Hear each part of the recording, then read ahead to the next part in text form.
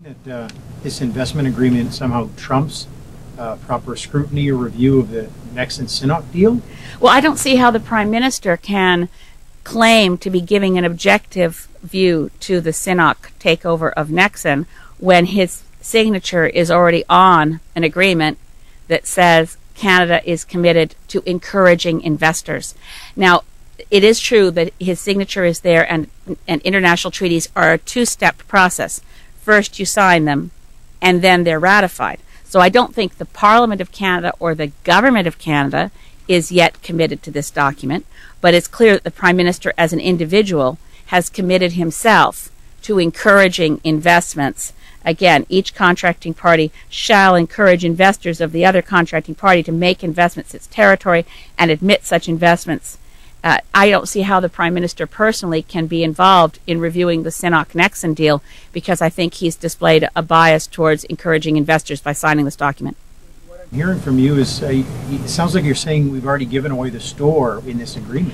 If this agreement is ratified, we will have given away the store. This will be a red carpet to Chinese investment in Canada, and we will not be able to close the door afterwards. We will give a one-year notice.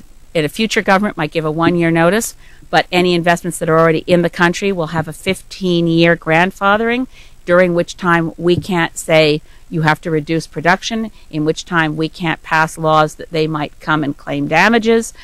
We know the experience of Chapter 11 of NAFTA.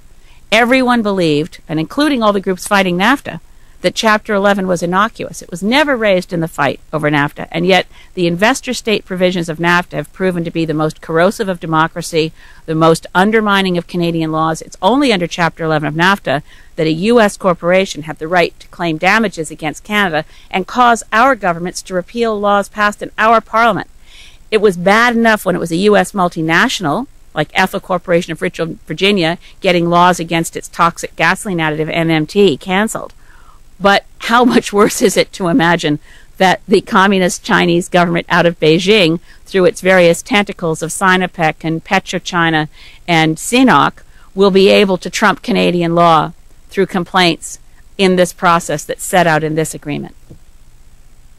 It's going to go over the United States, given what you're saying about the commitments to certain percentages of energy? I think it's going to, listen, full disclosure, this document was tabled yesterday. I've had overnight to study it. I want to be calling trade lawyers. I want to be having time to do a full investigation. I want to have hearings, but it's a very complex question.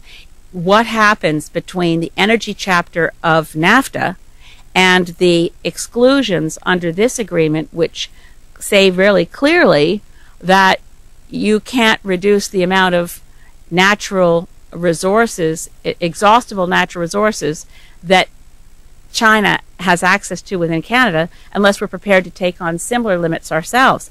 Well, if that's the case, and we can see that if the Nexen CNOOC deal goes through, there are a lot, we read it in the business press every day, there are a lot of Chinese corporations that have lots of cash. Of course they do, because it's the Chinese government. So the Chinese government has money to buy up a lot of Canada. Our uranium resources, our oil sands resources, forest resources, intellectual property resources. It's a very broad sweep of things that China might be interested in buying in Canada. Our Arctic resources, right? So when you look at that sort of smorgasbord of Canadian investments that China might be up to come and devour, we don't seem to have any way of pulling back to meet existing commitments under NAFTA. So it's going to take some time to unravel this.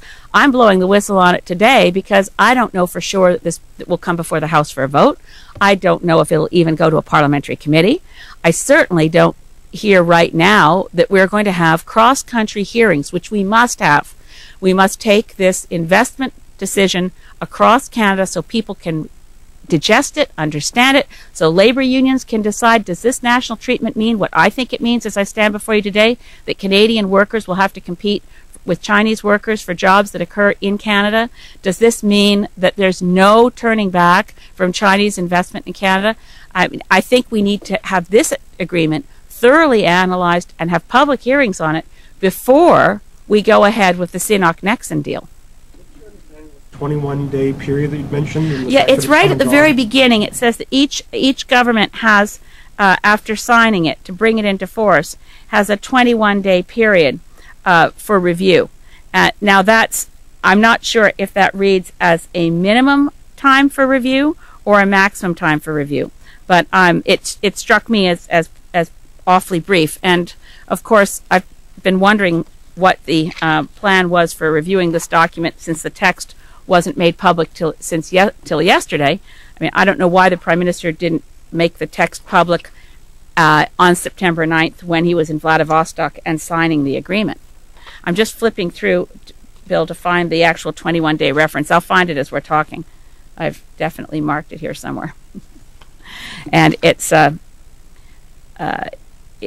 the process of ratifying treaties in Canada can be as brief as having it go to Privy Council.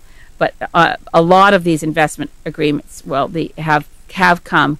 The trade agreements with Jordan, the trade agreement with Panama, have come before the House of Commons recently. This one could, but it doesn't necessarily have to. So I'm calling today 4 full hearings. Je vais dire un petit résumé en français parce que ici, avec cet accord entre la Chine et Canada, je pense que nous avons les grandes menaces pour les entreprises canadiennes, pour les droits canadiens et pour la vraie démocratie du Canada, parce que le gouvernement de la Chine contrôle les grandes entreprises comme PetroChina, Sinopec, puis CNOOC. C'est seulement un jambe de le gouvernement de la Chine. Et maintenant, avec cet accord, le gouvernement de la Chine obtenir les pouvoirs pour les défis contre les lois canadiennes, pour exiger les dommages s'il y a les lois que la Chine n'aime pas, qui pensent réduire leur profit dans leur entreprise ici au Canada. Et je suis aussi très occupée et beaucoup d'inquiétude au sujet de l'accord nucléaire pour la Chine d'avoir l'accès à l'uranium canadien parce qu'il manque les règlements forts pour éliminer le risque que l'uranium du Canada était utilisé dans les armements nucléaires. Are there any other questions? Well, I'll be working on this in the coming days and posting analysis and resumes for public use, and we'll be producing a news release to summarize this press conference later today. Thank you very much. Merci beaucoup.